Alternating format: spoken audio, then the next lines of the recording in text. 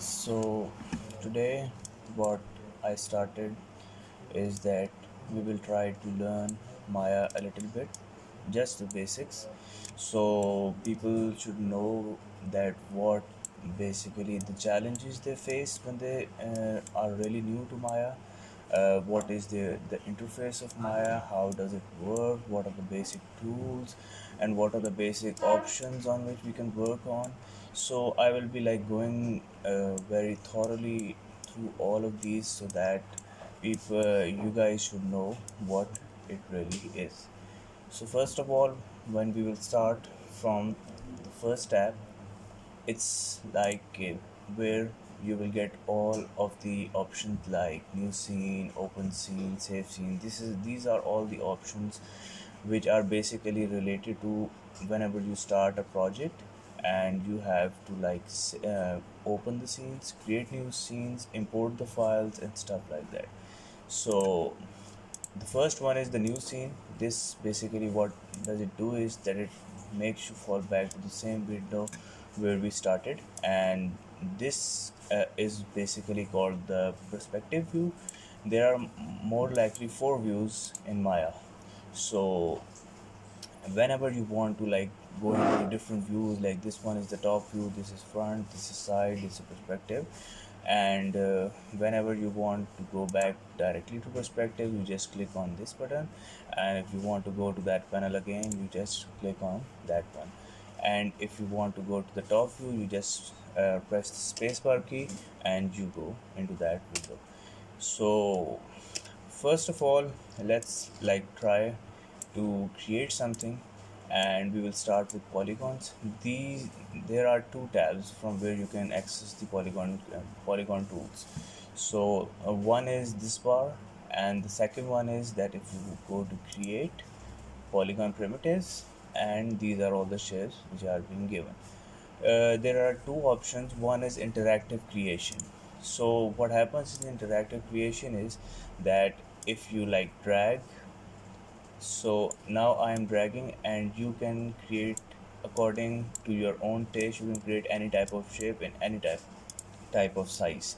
So one is this. Now if we go to that second option, we will uncheck this, and then we will create another cube, and that cube will be directly in relation to that would be directly relation into normal cube, which has the same properties which is basically given on default by Maya.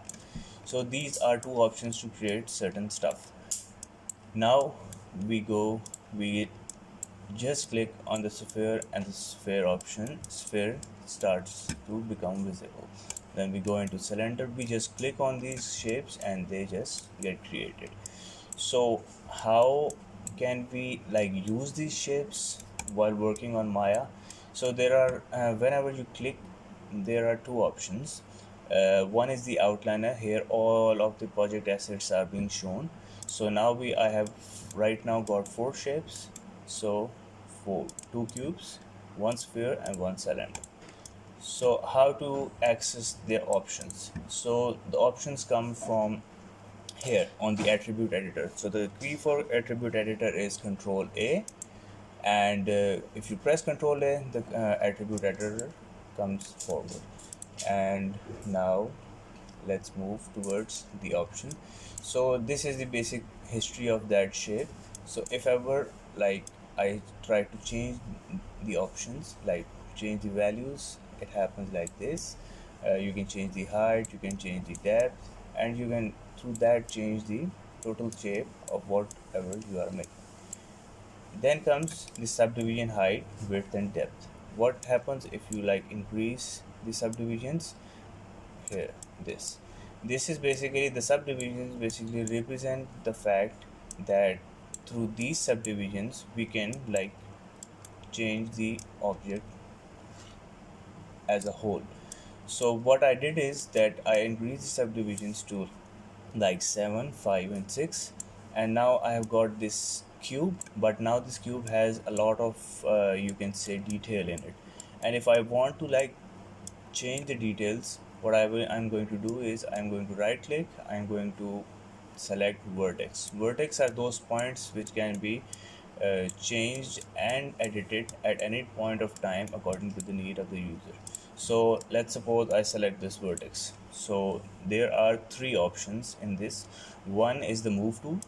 The move tool, what happens with the move tool is that it basically starts moving the object. It is a point, it's an object, it's a whole shape that is used for that purpose. Then there is a rotation tool. Rotation tool, what happens is that if you rotate, it rotates your object, selected object, into z direction, x direction, and y direction. So, and then the third one is the scale tool. So rather than going into the attribute editor and changing the values from there, you can like resize your tool through here.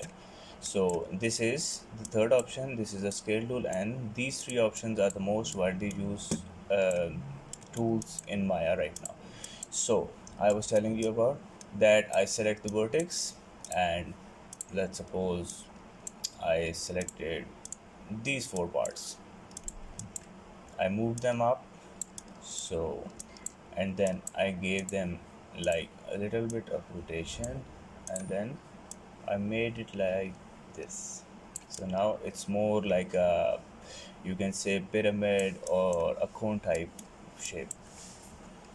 So this is what these tools do right now. Now moving on to the tab, where this tab, if you press on your right click, this tab appears on your selected object. So the first one is the object mode. Object mode is that mode, like right now, this, when your object lines are turned green, this is basically called the object mode.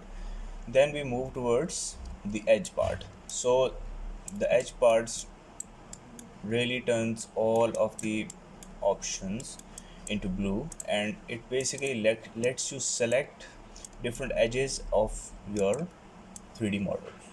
So let's suppose I want to, maybe want to change the shape, like whole the, I want to select whole the edge and I want to change it like that.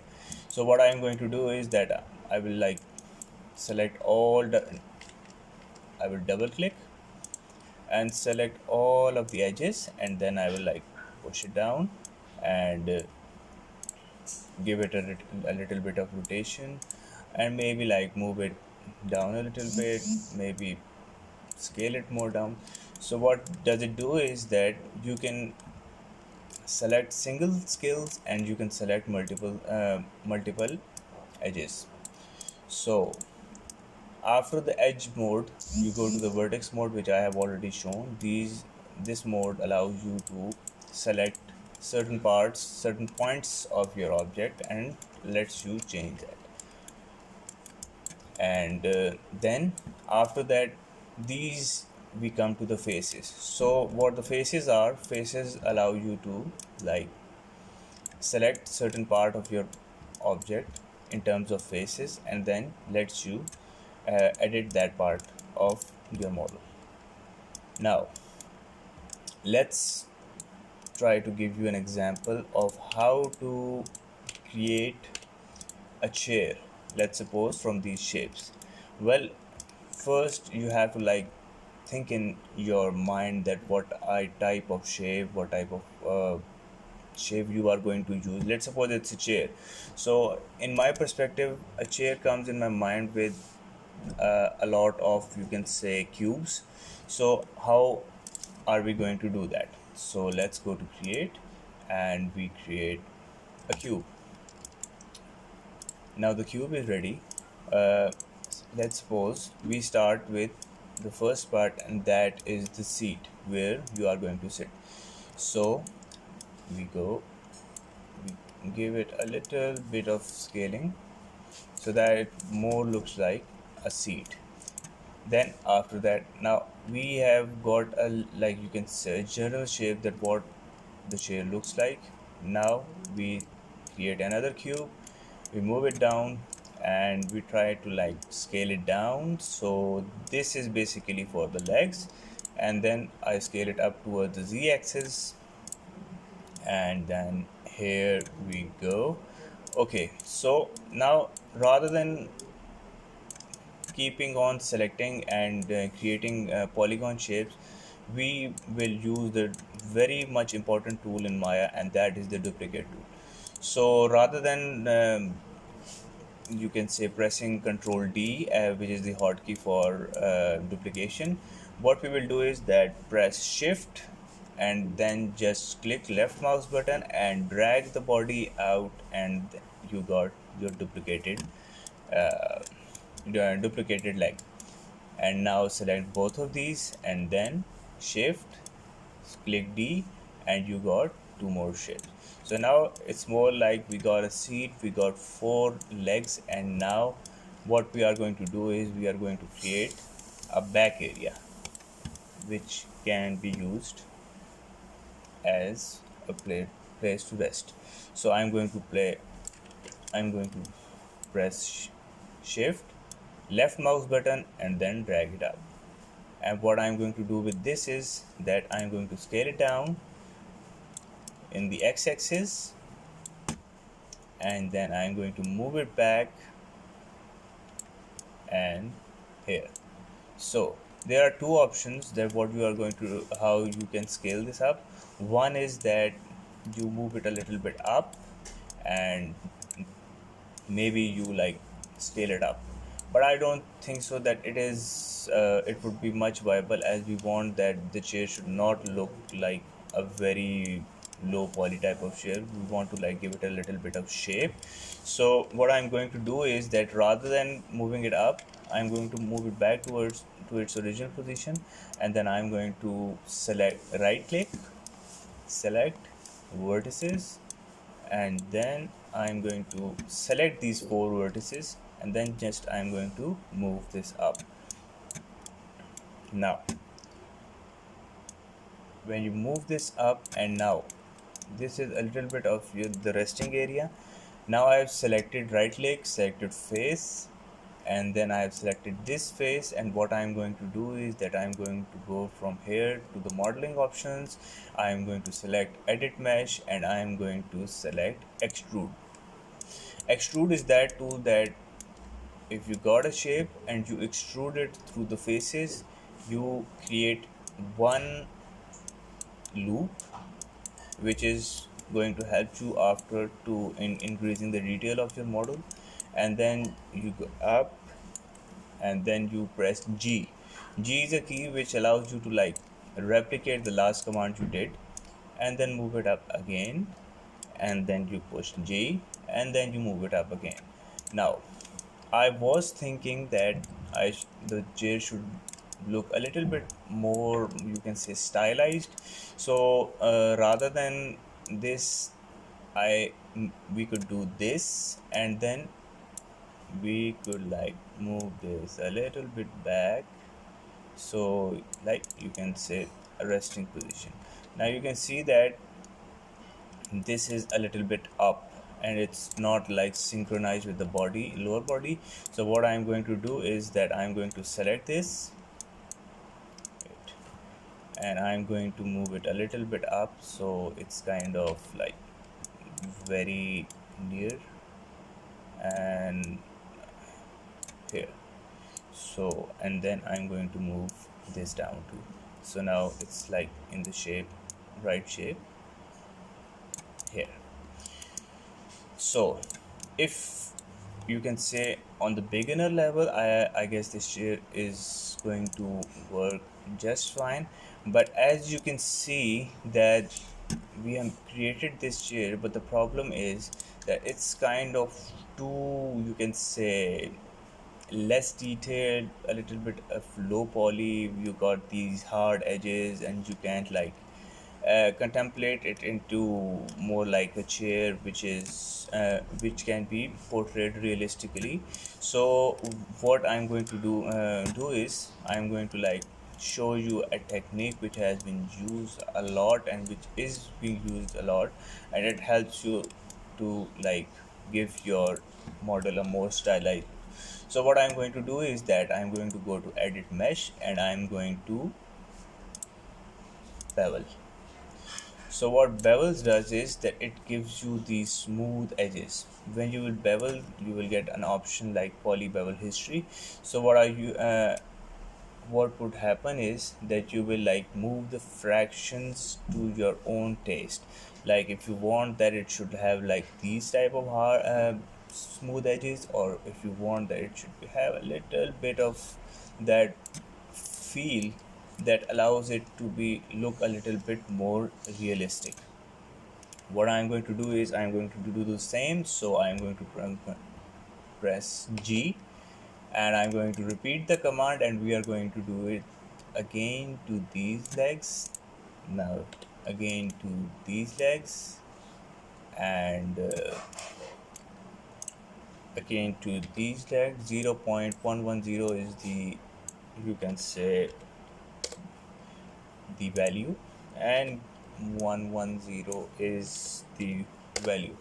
So now let's see, and then we are going to do the same to this one too. So now here, so here 110. Okay, so now this looks like, you can say, a little bit more cleaner, a more better looking chair, rather than the way it was. Now you can like press 3 to like give it a little bit more of shape, and like this. So by pressing 3 you are basically smoothing all of your object into one, and you can say it looks fine, but I would say that I'm going to move back to the original position. This would, you can say, more like give you an idea what happens with 3 and what does the smooth command do. Okay, now I think that this is fine for the first step. And now what I'm going to do is that rather than just developing this chair, I would also want that I should give it more like a wood texture, and maybe like throw in some lights and stuff. So I'm going to do that. So selecting all these parts, what I'm going to do is I'm going to right click, hold, and then assign new material. Now the wood is more like an opaque type, uh, you can say, material. So what I'm going to do is I'm going to select lamp art. So the lamp art is now, you can see the color that prominently, but what we are going to do is we are going to give it a little bit of that wood type of color. And let's see, we can say some sort of this type of wood. Let me give it a little, I guess, yeah, that would be fine. So now giving it a little bit, you can say, maybe we say that give it an environment or some shadows and stuff. So what, how to like put on the shadows? So here is a bar. From this bar you can like use your wireframe mode. This is a wireframe mode, and then we go to a wireframe shaded mode, and then we go to this, this is called blur. This is, you can say, anti-aliasing, and this is, you can say, ambient occlusion. So now there are no lights in this scene right now. So I'm going to go to create, I'm going to create one light, and I'm going to give it directional light. So when you select the directional light, you can't see anything right now, or whatever, it's not impacting the way it should have. So what you are going to do is you are going to press 7 on your keyboard, and now you have pressed 7, and now see, you can automatically see what difference the light is making. So here you can like create the shadows. uh, Let me give you a little bit of, we can like increase the intensity, a little bit of intensity, And let's suppose I want to give the shadow a little bit to move there. So here let's wait, let me increase. Yes, this is the shadow. So I have, this is the toggle on and off for the shadow. Toggle on, toggle off, toggle on, toggle off. Okay, that's great. Sorry. Acha. So now let's give this more like a realistic look. So what I'm going to do is that I'm going to get a render out of it. So what I'm going to do is that I usually use Arnold render. So here it is, let me give it a render. So here,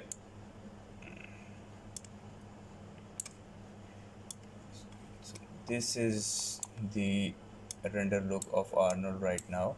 I'm going to dog this tab a little bit on the side so we really know what's happening around. So here, this. So now you see that as I move and as I move it around, so I'm like given the realistic, you can say that real-time rendering. And wherever I want to choose, where I want to like have the camera and stuff, I can do that. So let's do it like that for today we are going to end this uh, you can say class, and we are going to finalize this and say that this is what we were trying to achieve. I will get back to you people very soon with a lot more tutorials, a lot more exciting tutorials, and a lot more stuff which is more likely visually based. We will move into the animation side, we will move into how to set up the lights and everything. And I will be uploading the season and the whole series with the basic tools and with the advanced techniques also. So stay tuned, subscribe to my channel, follow me on Instagram, and you will keep receiving the updates on that. So here is what that